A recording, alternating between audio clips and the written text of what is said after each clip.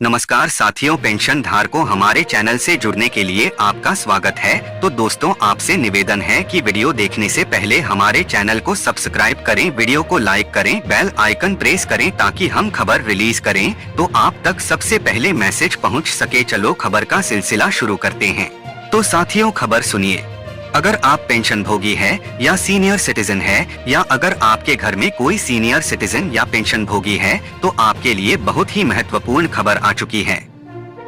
अप्रैल महीने की पेंशन के साथ केंद्र सरकार ने बहुत सारे नियमों में बदलाव कर दिया गया है, जो कि आपके लिए जानना बेहद ही जरूरी है। इसके साथ ही साथ हाई कोर्ट से पेंशन धारकों के लिए बहुत बड़ी राहत की खबर है। तो चलिए एक एक करके सभी खबरों को जान लेते हैं। 65 वर्ष से अधिक उम्र के लोग भी खरीद सकेंगे पॉलिसी। सेवानिवृत्ति कर्मचारियों को हाई कोर्ट से बड़ी राहत। इलाहाबाद हाई कोर्ट से पेंशन धारकों को मिली बड़ी खुशखबरी। ईपीएफओ ने पीएफ खाता धारकों को दी बड़ी राहत। सीजीएचएस लाभार्थियों को 90 दिन के भीतर करना होगा यह काम। एचडीएफसी बैंक ने सीनियर सिटीजन को दिया तोहफा। अप्रैल की पेंशन को लेकर बड़ी खुशखबरी। अगर आप पेंशन भोगी या सीनियर सिटीजन है, या आपके घर में कोई पेंशन भोगी या सीनियर सिटीजन है जिनकी उम्र 65 साल या उससे ज्यादा हो गई है, तो आपके लिए बहुत ही बड़ी खुशखबरी आ चुकी है। दरअसल इरडा ने हेल्थ इंश्योरेंस खरीदने से संबंधित नियम में बड़ा बदलाव किया है। अब किसी भी उम्र का व्यक्ति हेल्थ इंश्योरेंस पॉलिसी को खरीद सकता है। पहले इसे खरीदने की अधिकतम आयु सीमा 65 साल थी, अब उसको खत्म कर दिया गया है।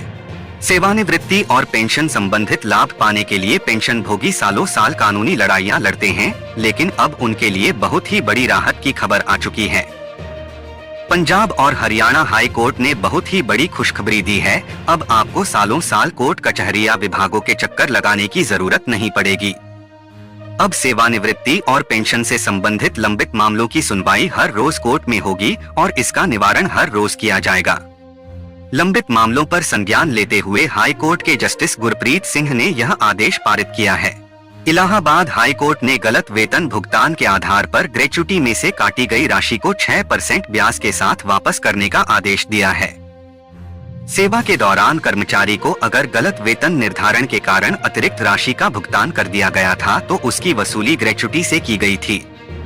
राज्य सरकार के इस फैसले के खिलाफ याचिका डाली गई थी और इलाहाबाद हाई कोर्ट ने सुप्रीम कोर्ट के फैसले के आधार पर अतिरिक्त भुगतान की वसूली के आदेश को रद्द कर दिया। साथ ही कहा कि 1 महीने के भीतर 6% ब्याज के साथ रकम को वापस किया जाए।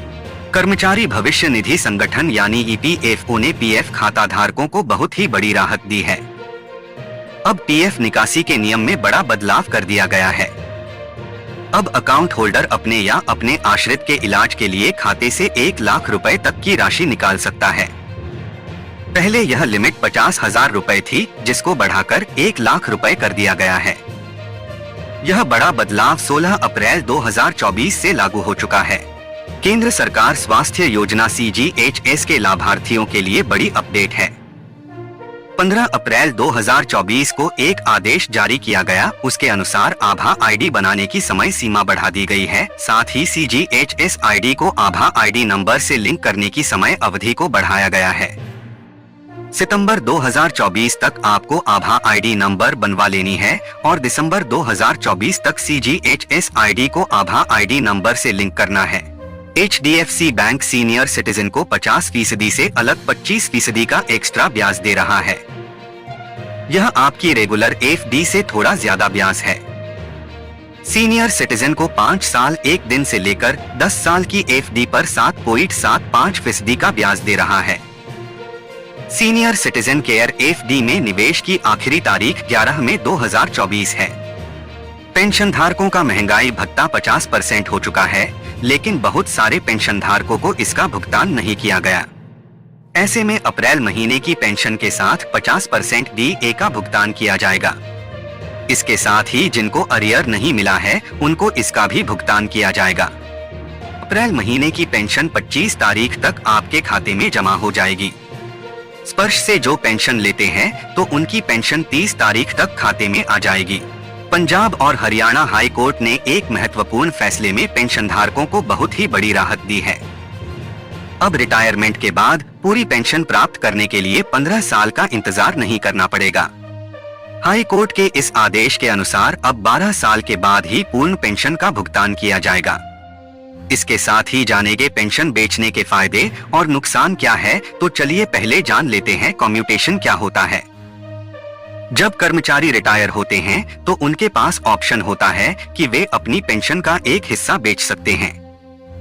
इसको कम्यूटेशन भी कहा जाता है। कहीं पर इसको पेंशन लोन भी कहा जाता है।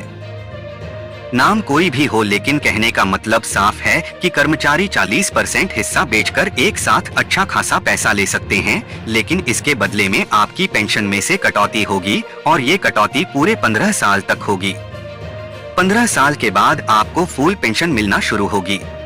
याचिकाकर्ता शीला देवी ने पंजाब और हरियाणा हाई कोर्ट में एक याचिका डाली थी, जिसमें उन्होंने दलील दी थी कि जब उन्होंने कम्यूटेशन कराया था तब इंटरेस्ट रेट 11 से 12% था। अब इंटरेस्ट रेट कम हो गया है, जिसकी वजह से उनकी पूरी रिकवरी 12 साल के अंदर हो चुकी है। ऐसे में 15 साल तक रिकवरी करने का सवाल नहीं उठता है। इस आधार पर याचिकाकर्ता ने आगे की रिकवरी करने के ऊपर स्टे की मांग की थी। आपकी जानकारी के लिए बात दूं कि 5वें वेतन आयोग में सिफारिश किया गया था कि कम्यूटेशन बहाली 15 साल से घटाकर 12 साल किया जाए, यानी कि कम्यूटेशन लेने के बाद 12 साल पूर्ण होते ही पेंशन भोगी को 90% पेंशन का भुगतान होना चाहिए। आपको बता दूं कि जब आप कम्यूटेशन कराते हैं तो आपकी पेंशन में से हर महीने कटौती होती है और ये कटौती पूरे 15 साल तक होती है। ऐसे में आपको मिलता कम है, लेकिन आप ज्यादा पैसा सरकार को ब्याज के तौर पर भर देते हैं, जिससे कि पेंशन धारकों को आर्थिक तौर पर नुकसान सहना पड़ता है। इसको देखते हूँ दोस्तों फटाफट अगली खबर। भारत पेंशन भोगी समाज ने कहा है कि रेलवे और डिफेंस पेंशन धारकों को भी इस ऐप का फायदा दिया जाए, उनको भी इसमें शामिल किया जाए। वह भी केंद्र सरकार के ही पेंशन भोगी है, ऐसे में उनको भी इसका फायदा दिया जाना चाहिए। हालांकि डिफेंस पेंशन धारकों के लिए स्पर्श अप है, लेकिन इस ऐप में बहुत सारी समस्याएं देखने को मिलती है, इसलिए यहाँ पर भारत पेंशन भोगी समाज ने मांग किए हैं कि रेलवे और डिफेंस के पेंशन धारकों को भी इस सुविधा का लाभ दिया जाए। भारत पेंशन भोगी समाज ने कहा है कि रेलवे और डिफेंस पेंशन धारकों को भी इस ऐप का फायदा दिया जाए, उनको भी इसमें शामिल किया जाए। वह भी केंद्र सरकार के ही पेंशन भोगी है, ऐसे में उनको भी इसका फायदा दिया जाना चाहिए। हालांकि डिफेंस पेंशन धारकों के लिए स्पर्श अप है, लेकिन इस ऐप में बहुत सारी समस्याएं देखने को मिलती है, इसलिए यहाँ पर भारत पेंशन भोगी समाज ने मांग किए हैं कि रेलवे और डिफेंस के पेंशन धारकों को भी इस सुविधा का लाभ दिया जाए। कर्मचारी जब रिटायर होते हैं तो उनको पेंशन पेमेंट ऑर्डर दिया जाता है, जिसके माध्यम से वे अपनी जानकारी प्राप्त कर सकते हैं। पेंशन पेमेंट ऑर्डर में पूरी जानकारी रहती है कि आपकी पेंशन कितनी बनी है, फैमिली पेंशन कितनी बनेगी, आपका नॉमिनी कौन है, आपको बढ़ी पेंशन का भुगतान कब किया जाएगा। कुल मिलाकर हर पेंशन भोगियों के लिए पीओ नंबर काफी महत्वपूर्ण होता है। ऐसी शिकायतें मिल रही थी कि पेंशन भोगियों के पीपीओ की कॉपी फट जाती है या गुम हो जाती है। उसी को देखते हुए केंद्र सरकार ने एक ठोस कदम उठाया है। अब कर्मचारी जब रिटायर होंगे तो उनका पीपीओ जब जारी किया जाएगा तो सीधे डिजिलॉकर में जमा किया जाएगा। पेंशन भोगी डिजिलॉकर के माध्यम से अपने पीपीओ को डाउनलोड कर सकते हैं।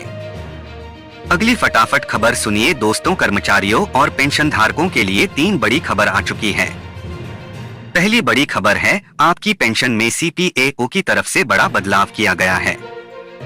दूसरी खबर महंगाई भत्ते को लेकर है। वहीं तीसरी खबर कर्मचारियों और पेंशन धारकों के पक्ष में हाई कोर्ट का बहुत ही बड़ा फैसला आ चुका है।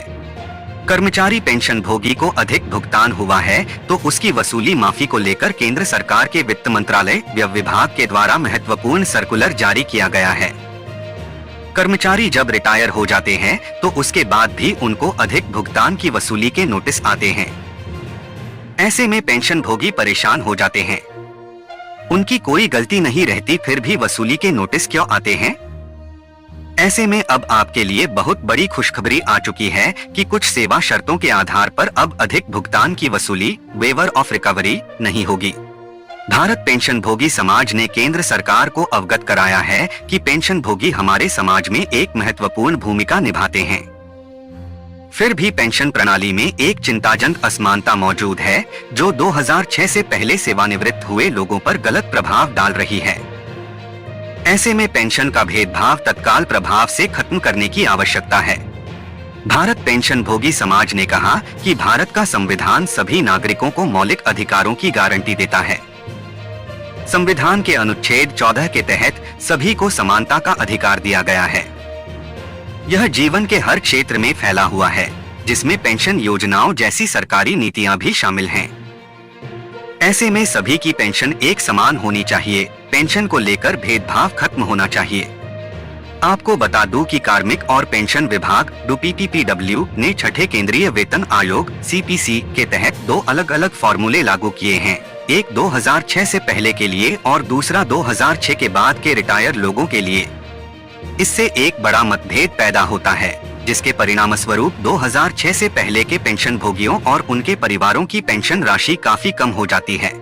भारत पेंशन भोगी समाज ने कहा कि यह विसंगति समानता के सिद्धांत और सुप्रीम कोर्ट द्वारा DS नकारा के मामले में दिए गए फैसले का घोर उल्लंघन है। ऐसे व्यक्ति जिन्होंने समर्पण के साथ देश की सेवा की, वे उचित व्यवहार के पात्र हैं। मनमाने कट ऑफ तारीख के आधार पर पेंशन वितरित करना न केवल भेदभावपूर्ण है, बल्कि सिस्टम की निष्पक्षता में विश्वास को भी कम करता है। इस जबरदस्त असमानता ने 2006 से पहले के पेंशन भोगियों के लिए भारी मुश्किल पैदा कर दी है। उनकी आय लिमिट है, ऊपर से बढ़ती महंगाई के कारण पेंशन अपर्याप्त है। भारत पेंशन भोगी समाज के अनुसार 2006 के बाद रिटायर पेंशन धारकों की तुलना में कम पेंशन मिलने से उनके ऊपर और भी दबाव बढ़ गया है। यह भेदभावपूर्ण अन्याय न केवल पेंशन धारकों को बल्कि उनके परिवारों को भी प्रभावित करता है। इसलिए भारत पेंशनर्स समाज इस भेदभावपूर्ण प्रथा के खिलाफ सही ढंग से आवाज उठाता है। इसमें तत्काल सुधार की मांग करता है। 8th पे कमीशन लोकसभा चुनाव को देखते हुए पेंशन भोगी संगठनों ने अभी हाल ही में 9 बड़ी मांगे केंद्र सरकार के समक्ष रखी थी और कहा था कि अगर यह मांगे पूरी नहीं होती है तो लोकसभा चुनावों में केंद्र सरकार के लिए विपरीत स्थिति पैदा हो सकती है। उसके बाद आनन फानन में केंद्र सरकार ने DOPW के joint secretary Shri V. Srinivas के साथ पेंशन भोगी संगठनों की इन मांगों के ऊपर विचार करने तथा इसका उत्तर देने के लिए तलब किया। तो यह मांगे कौन कौन सी थी और इन मांगों के ऊपर केंद्र सरकार का क्या जवाब आया है? दोस्तों, पेंशन भोगी संगठनों ने केंद्र सरकार के समक्ष मांग रखी थी कि 8वें वेतन आयोग को लेकर कमेटी का गठन किया जाए। पेंशन भोगियों और कर्मचारियों में यह चिंता का विषय बना हुआ है कि आखिरकार 8th पे कमीशन आएगा या नहीं आएगा। कोई नहीं जानता कि केंद्र सरकार का इसके ऊपर क्या मंशा है। ऐसे में पेंशन भोगी संगठनों का यही कहना है कि कर्मचारी और पेंशन भोगियों के इस चिंता को दूर किया जाए और सरकार की क्या पॉलिसी है वह कर्मचारियों और पेंशन भोगियों को अवगत कराया जाए। DOPW के जॉइंट सेक्रेटरी श्री श्रीनिवास ने कहा कि 8वें वेतन आयोग की कमेटी को लेकर केंद्र सरकार के पास कर्मचारियों और पेंशन भोगी संगठनों के आवेदन आते रहे हैं। अभी की स्थिति के अनुसार सरकार इसके ऊपर कोई विचार नहीं किया जा रहा है। लोकसभा आचार संहिता लगी हुई है। ऐसे में अगर 8वां वेतन आयोग लागू करना होगा तो चुनाव के बाद ही इसके ऊपर केंद्र सरकार कुछ फैसला ले सकती है। पेंशन भोगी संगठनों ने दूसरी डिमांड केंद्र सरकार के समक्ष रखी थी कि पेंशन भोगियों की पेंशन कम होती है, ऊपर से इनकम टैक्स लगाया जाता है, जिससे कि नाम मात्र पेंशन उनको मिलती है। इस पेंशन में उनका और उनके परिवार का गुजारा नहीं हो पाता। ऐसे में पेंशन को टैक्स फ्री किया जाए। सांसदों और विधायकों की पेंशन जब टैक्स फ्री हो सकती है तो पेंशन भोगियों की क्यों नहीं हो सकती? इस पर DOPW के जॉइंट सेक्रेटरी ने कहा कि टैक्स का नियम इनकम टैक्स डिपार्टमेंट के द्वारा आच्छादित है। यह आम नागरिकों के साथ सभी कर्मचारियों और पेंशन भोगियों पर लागू होता है। कुछ रूल्स एंड रेगुलेशन होते हैं जिसका पालन सभी को करना होता है। हालांकि उन्होंने कहा कि पेंशन भोगियों को इसमें राहत प्रदान की जाती है, जैसे कि जो 60 साल से 80 साल के बीच के पेंशन भोगी है तो उनको 3 लाख रुपए सालाना आय पर कोई टैक्स नहीं लगता। वहीं पर जो सुपर सीनियर सिटीजन है उनकी 5 लाख सालाना आय पर कोई टैक्स नहीं लगता। दोस्तों, पेंशन भोगी संगठनों ने केंद्र सरकार के समक्ष मांग रखी थी कि पेंशन भोगियों को बोनस एक्स ग्रेटिया का भुगतान होना चाहिए। उनको ना तो इंक्रीमेंट का फायदा मिलता है ना ही और कोई अन्य फायदा। ऐसे में केंद्र सरकार इसके ऊपर विचार करें और हर साल कर्मचारियों की तरह पेंशन भोगियों को भी बोनस का भुगतान करें। केंद्र सरकार के सामने एक और बड़ी मांग रखी गई है कि 65 साल की उम्र होते ही पेंशन धारकों की पेंशन में 5% की बढ़ोतरी होनी चाहिए। 70 साल की उम्र होने पर 10% की बढ़ोतरी होनी चाहिए, वहीं पर 75 साल होने पर 15% की बढ़ोतरी होनी चाहिए। अभी के नियम के हिसाब से 80 साल पूरा होने पर बेसिक पेंशन में 20% की बढ़ोतरी होती है, तो इस बढ़ोतरी का क्या फायदा? बहुत कम पेंशन भोगी इस सुविधा का लाभ उठा पाते हैं। उसी को देखते हुए 65 साल से ही पेंशन में वृद्धि का फायदा मिलना चाहिए। अगली बड़ी मांग के सरकार के समक्ष रखी गई है कि जो कर्मचारी 30 जून को रिटायर हुए हैं या होने वाले हैं, ऐसे कर्मचारियों को 1 जुलाई का नोशन इंक्रीमेंट का फायदा मिलना चाहिए। सुप्रीम कोर्ट भी कह चुकी है, ऐसे कर्मचारी 1 साल की सेवा पूरी कर लेते हैं तो ऐसे में उनको इसका फायदा मिलना चाहिए। केंद्र सरकार को देने में क्या हर्ज है? केंद्र सरकार तत्काल प्रभाव से इसको लागू करें, ऐसी मांग रखी गई है। केंद्र सरकार के समक्ष एक और बड़ी मांग रखी गई है कि जो उनका महंगाई भत्ता फ्रीज किया गया था उसका भुगतान किया जाए। कम से कम पेंशन धारकों को इसका भुगतान होना ही चाहिए। पेंशन धारकों की पेंशन पहले से ही कम होती है, ऐसे में महंगाई भत्ते को फ्रीज करना कहीं का न्याय नहीं है। इसको देखते हुए 18 महीने का एरियर का फायदा पेंशन भोगियों को मिलना ही चाहिए। इस बढ़ोतरी का फायदा महानगर पालिका के पूर्णकालिक कर्मचारियों, पेंशन भोगियों, पारिवारिक पेंशन भोगियों, मेडिकल और इंजीनियरिंग श्रेणी के कर्मचारियों, विश्वविद्यालय अनुदान आयोग वेतनमान में वेतन पाने वाले शिक्षण कर्मचारियों के लिए स्वीकार्य होगा। माध्यमिक विद्यालयों में शिक्षकों और गैर शिक्षण कर्मचारियों के लिए यह स्वीकार्य नहीं है। उनको राज्य सरकार के अनुसार भुगतान होगा। दोस्तों, अगली खबर सुनिए। साल में 2 बार महंगाई भत्ता बढ़ाया जाता है। जनवरी 2024 से कुल महंगाई भत्ता 50% हो चुका है। अब जुलाई 2024 से कितना महंगाई भत्ता होगा, उसका आंकड़ा लेबर ब्यूरो आप शिमला की तरफ से अब तक जारी नहीं किया गया। नियम के हिसाब से 28 मार्च 2024 को ही इसका आंकड़ा जारी कर दिया जाना चाहिए था, लेकिन केंद्र सरकार इस आंकड़े को जारी करने में देरी क्यों कर रही है, ये समझ से परे है। तो साथियों, आज के लिए इतना ही और मिलेंगे नए अपडेट के साथ। पेंशन धारकों, धन्यवाद।